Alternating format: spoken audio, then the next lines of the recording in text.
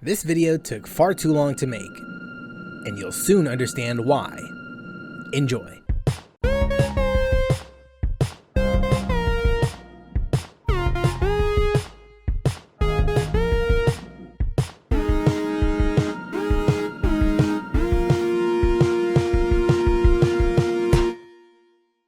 For most game developers, capturing an audience's attention on the first try is difficult.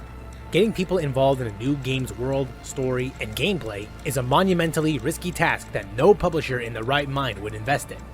Attempting to make lightning strike twice is even harder.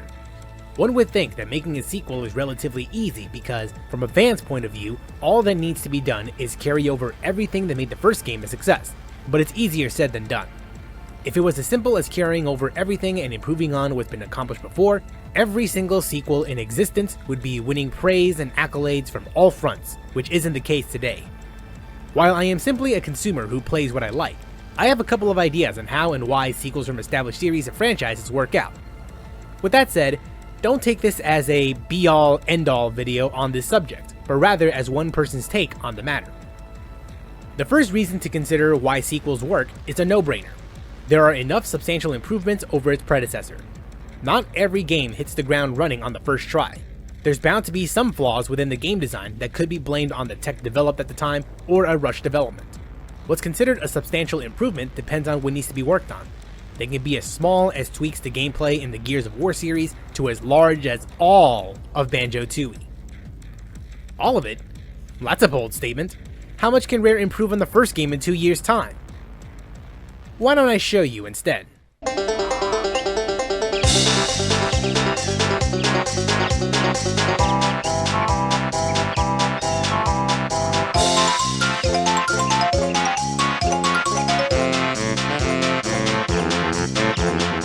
BanjoKazooie is not the first 3D platformer on the Nintendo 64, but it has captured fans' hearts with its gameplay and charm. BanjoKazooie keeps the train going by expanding on what made the original great. The worlds in BanjoKazooie are big, but you can tell it can only go so far. These new worlds not only feel more fleshed out, but they are interconnected as certain areas connect from each other, making traversal feel more open than its predecessor. All of the moves the bear and the bird can perform in the first game are carried over in the sequel. That means no relearning old moves. Instead, you learn brand new moves and take on new forms from brand new characters. The writing for Tooie makes the characters feel more fleshed out and humorous. BanjoKazooie had self-referential humor sprinkled throughout the game, but Tooie takes it a step further and makes it about as obvious to the point of mocking its own premise. Visually, however, there's little in the way of improvements. Yes, die-hard fans can tell the difference between the two games, such as the sequel utilizing proper shadow effects and a more cinematic approach to storytelling, but the average person wouldn't make that distinction. In fairness, these games were running on the Nintendo 64, so there's only so much Rare was able to accomplish. If a Nintendo 64 game isn't a good enough example of showcasing what a console is capable of, then what is? What about Halo? We stopped it, but only temporarily. Now the Prophet of Truth is looking for something called the Ark, where he'll be able to fire all the Halo rings. If he succeeds, humanity, the Covenant, every sentient being in the galaxy. The rings will kill us all. I was put into service 8 years ago. 8 years. AIs deteriorate after 7, Chief. Halsey, Chief. we need to find Halsey. Chief, please. She made you. She can fix you. I won't recover from rampancy, Chief. If we can just get back to Earth and find Halsey, she can fix this. Don't make a girl a promise you can't keep. Now that's an upgrade. Before I move forward, I should preface that a lot of people have mixed opinions about Halo 4, which include, but are not limited to, a great campaign or a terrible multiplayer experience. Whichever side you lean on, most people can agree that the presentation is the best part of the game. The fact that this was developed on the same hardware as Halo 3 is impressive.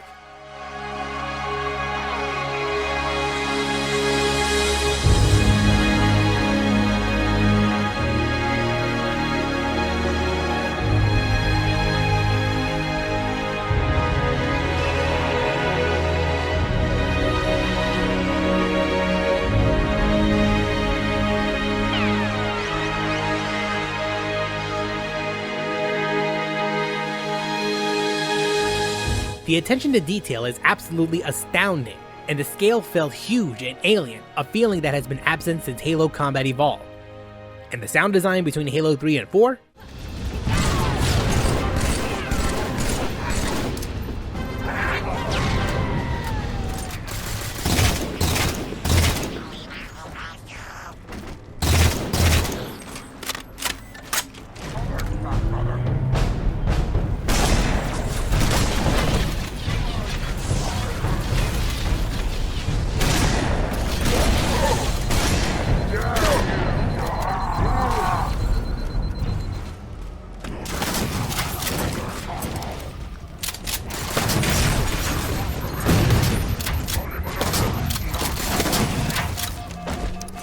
Crisp. Whenever I think about leaps in technology on the same platform, I always refer to this game as it serves as a technical showcase of what's capable on the 360. And that's something sequels should strive for. I'm not asking for a complete overhaul or a shift in genre. I want a second helping of what made the first experience excellent. The second reason involves the amount of passion it goes into a project. At the expense of sounding cliche, anyone can develop a game, but it takes a special group of developers to create an experience that sticks to their audience for a long time. And no series exemplifies this better than Doom. The last game in the series prior to the reboot was Doom 3 in 2004, a game where the genre and tone changed from action to horror.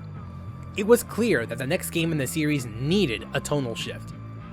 During development, Doom 4 was described as a heavily scripted and cinematic portrayal of Hell on Earth, akin to a Call of Duty game.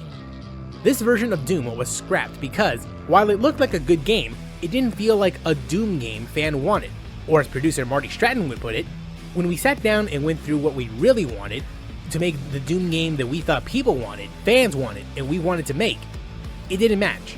So far, in all the times we've shown it, the current Doom, we think we made some good decisions. It's such a shame that Doom 4 had to die in order for the reboot to live, because watching the footage that surfaced from the cancelled project, this could work as a Doom spin-off game, not a main series game mind you, where humanity fights a futile war against demons on Earth. It's something that I hope id Software explores again, as this idea echoes something found in Halo Reach. Canceling Doom 4 could be seen as a risky move, because it's expensive to restart development from scratch after working on the game for over 5 years. But in the long run, it was all worth it in the end, if it meant we got this version of Doom in 2016.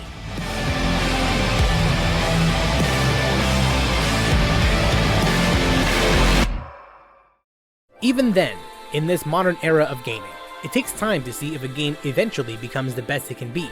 At this point, I've come to expect games to be unfinished and patched up to a stable or close to advertised product. Well, most games. And only one science fiction game comes to mind which started out as an underwhelming experience that eventually turned into a great multiplayer game. I'm of course talking about Star Wars Battlefront 2. What the Just hear me out on this one.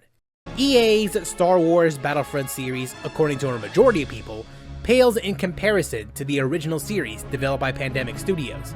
And while I could take the easy route and exclusively talk about the difference between the original games, I want to take this opportunity to speak positively about EA's Battlefront 2! Sorry, just the thought of putting EA and positive in the same sentence still hasn't registered in my brain even after Jedi Fallen Order. In one of my first videos on this channel, I've expressed my disappointment for EA's first title in the Battlefront series, saying that it launched bare bones and the gameplay being chalked down to whoever gets the hero token first. Worst of all, the post-launch content is only playable online, no offline play. So when news spread about the sequel being in the works, emotions range from anticipation to skepticism. On one hand, this next game will introduce prequel and sequel series content along with the original trilogy together in one package, and all post-release content will be available to all players for free, unlike the Season Pass model of the past. On the other hand, it felt too good to be true, as its E3 debut raised more questions than answers. EA announced that players who pre-order will get early access to multiplayer beta and Yoda's epic lightsaber mastery star card. There had to be a catch behind it. The days leading up to launch all but confirmed the sentiment when loot boxes appeared to be inseparable from progression. But that's not all. The campaign was underwhelming, limitations were imposed for playing offline modes. In the past, unlocking a single hero could take up to 40 hours of playtime each. Why? Well, we know why. We want to hear the developers and publishers say it. This has become such a huge problem. DICE and EA halted real money loot box purchases and overhauled how players progress through the game. All heroes are free to play. All star cards are upgraded using crafting material, and most importantly, there's no way to purchase loot boxes with real-world currency. The only thing players can purchase are cosmetics, unless you bought the Celebration Edition, where all cosmetics are unlocked. All of this is without mentioning the gameplay between these two games. Instead of chasing after tokens all of the time, players are able to pick a class with specific weapons, and if they eliminate enemies or play the objective, they can spend points on new classes and play as heroes, making Battlefront 2 feel more like a game with some strategy and skill involved. Given how EA are quick to drop support on games like Anthem and Mass Effect Andromeda and any sign of failure, it came as a surprise that Star Wars Battlefront 2 managed to stick around for as long as it did. I'll be the first to admit that I liked EA's first Battlefront game, but have grown to hate it as time progressed for being a shallow, bare-bones package. While it doesn't fully apologize for sins committed in the past, the current state of EA's Star Wars Battlefront 2 is a welcome addition to the Star Wars legacy. It's a surprise to be sure, but a welcome one. The third reason is something that should make logical sense, but is nearly lost due to the current nature of the gaming industry. A reasonable narrative continuation. Obviously, there are exceptions to this rule. As mentioned before in my Final Fantasy XIII video, every single mainline Final Fantasy game follows a different group in a different world that adheres to different rules and mythos. If a game has a clear beginning, middle, and end of the story, then there's little to no reason to have a sequel that follows the events of the game. But there's a familiar phrase most publishers like EA and Activision live up to.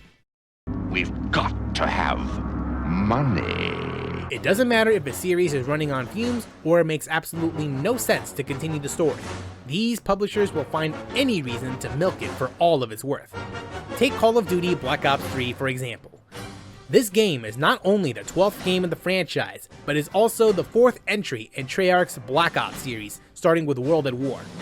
Black Ops 2 has a branching narrative that contains multiple endings, depending on the fate of the main antagonist Raul Mendez, whether or not Alex Mason lives through Frank Wood's sniper fire, and if Karma lives or dies.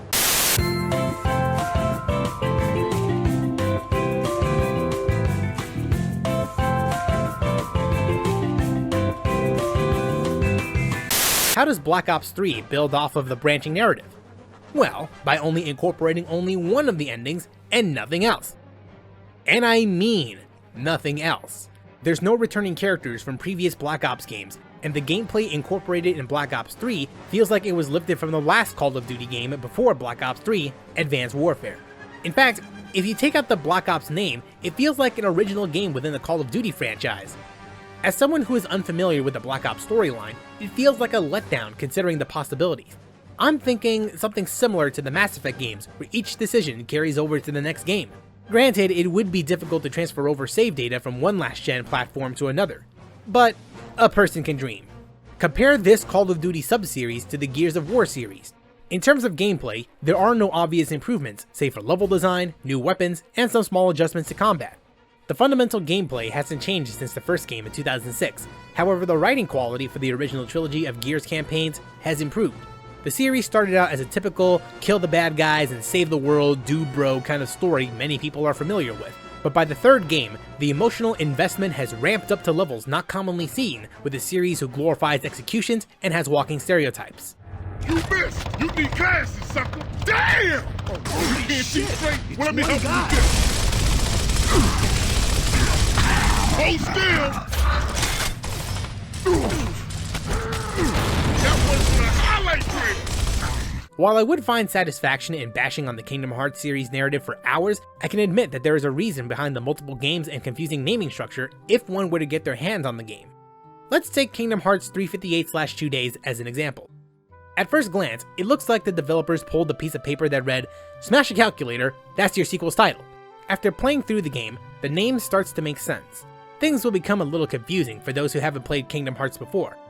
But I want you to bear with me for a bit. I won't mention any games after this game's release for simplicity's sake. 358/2 Days is the 5th game in the Kingdom Hearts series that takes place after the events of the first game, runs parallel to Chain of Memories and leads up to Kingdom Hearts 2. The story focuses on the character that, up to this point in the series, is established as being related to the protagonist of the main series, Sora. The game follows Roxas' life in Organization 13, getting to know the other members of the organization and uncover truths about himself, a mysterious new member named Xion who accompanies him, and others around him over the course of 358 days. To put it simply, this entire story chronicles events involving Roxas and Xion over the course of 358 days. While one could treat it as a small detour from the main story, 358/2 days is as important to the series as a mainline title, as it provides answers to questions such as, how did Axel survive the events of Chain of Memories? Where was Riku in between Chain of Memories and Kingdom Hearts 2? And the most important question of all... No! Xion! Who else will I have ice cream with? I'm not letting that one go. A delayed game is eventually good. A rushed game is bad forever. That's the mantra Shigeru Miyamoto, father of Mario, lives by, and the final reason why sequels work out. Timing. Usually, when a game becomes successful enough, a sequel would be greenlit as soon as possible. However, in Rockstar's case, that mindset is the opposite. Former Rockstar Vice President and co-founder Dan Houser stated in an interview by Gamasutra, "We like to take a little bit of time at the end of a game before starting a sequel, so we can wait for the excitement or disappointment and everything else of the experience to shake down and really see what we should do in the next game." Past Rockstar games in the early 2000s tend to be released at a yearly rate. Most famously, Vice City only had 9 months of development. This means, from the time Grand Theft Auto 3 released in October 2001, Rockstar took at most 2 months of pre-production, and the rest of the time went to making the game right up to its October release in the following year. By the 7th generation, however, this development mindset changed. Instead of 5 games in 5 years, it was at least 1 game in 5. Some would see this as a bad thing, considering there would be less memorable experiences like Bully, L.A. Noire, Midnight Club, Manhunt, and Max Payne. Think of it this way, however. Would you rather have one fantastic Rockstar game in a while, or several decent games spread across several years? I personally didn't like Red Dead Redemption 2's approach to gameplay, but I would be an idiot if I said there wasn't anything of value to be found, such as the attention to detail or the level of immersion. With the exception of an expiring license or any other extraordinary circumstances, modern sports games like FIFA and Madden are guaranteed to have a brand new game by next year. These games on a fundamental level aren't complex like an action-adventure game or a narrative-driven RPG. It's a game that simulates what can be achieved in real life. An annual release that focuses on roster updates and bug fixes makes sense. But I use the phrase bug fixes in quotation marks for a reason. In an ideal world, sports games would be the most polished and immersive simulation games after pumping out sequel after sequel for many decades over several console generations, but publishers are more concerned about profit growth over improvements. Granted, it's one thing to compare the first Madden game on 8th generation hardware to the most recent version. Comparing them side by side like this, there's some obvious improvement on graphics and player control. However, it's a completely different thing to compare that with the second most recent version I could get my hands on. What is this? It's the same freaking game with a roster update, only this time you need to recollect all of your previously earned My Team cards. It wouldn't surprise me if most of the effort was put into flashy card pack openings instead of the crowd. Look, I'm not stupid. I know it's asking too much for a developer to completely overhaul a game with only less than a year of development time, but come on! If I didn't say which year these Madden games are, you would think they all look the same.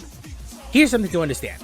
I have very little experience with Madden games, let alone sports games, unless it's Forza Motorsport. These games, from an outsider's perspective, are total trash. My problem is, after reading articles and reviews ranging from industry professionals to YouTubers, the sidelines are exactly the same. The same low polygon and 12 polygon cameramen and sideline players that have been in the game for the past 5 years. I can't help but agree that this annual franchise needs to take a break. EA's NBA Live did it. Ubisoft's Assassin's Creed franchise, which managed to pump out sequels year after year since 2007, also took a break and came back with a completely different kind of Assassin's Creed game for better or worse. Even Forza Motorsport, a series that only pumps out a game once every 2 years, took a break so it could be built from the ground up on Xbox Series hardware. In my opinion, if, and only if, EA wants to regain goodwill from their fanbase, The only suggestion I can offer is for the franchise to take the year off. Not like most of us can enjoy American football in our current situation, might as well take that advantage while they can. Conversely, the fact that some games take so long to produce only to receive a final product that's less than ideal is disheartening. So, how does one determine a good game from a bad game based on development time? It's hard to say for certain. Remember how long Duke Nukem Forever took to develop and came out to negative critical reception? Or how about that time when Breath of the Wild took an entire console generation and released to critical praise? Unfortunately, timing is a double-edged sword where the success rate of delayed games is inconsistent. There's no way of truly knowing when a game is bad other than waiting and seeing.